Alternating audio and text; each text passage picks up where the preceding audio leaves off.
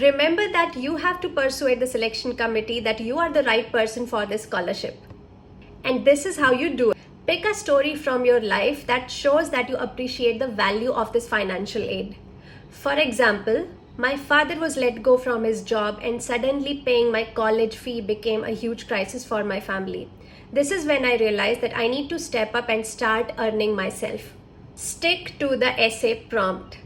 Research about the mission behind this scholarship program and use it in your essay. For example, for a STEM-based scholarship, talk about how this scholarship will help you promote the cause of STEM in your community. Now let's ask Aayushi how she wrote her essay and got a 100% scholarship from the British Council program. Thank you so much, Nishtha. Try to talk to as many people as you can who've already received the scholarship because they know so much about it and they're going to definitely help you out with it. Just like your recipe, make sure the first line of your essay captures the panel's attention. Do not give up. Sometimes you are going to feel that you're just not there, but just sit down, relax, take a deep breath, gather those 20 seconds of courage and just go for it. I know you're going to write a solid essay. All the best. Thanks Aayushi. Hope this was helpful to you all and follow us for more tips like this.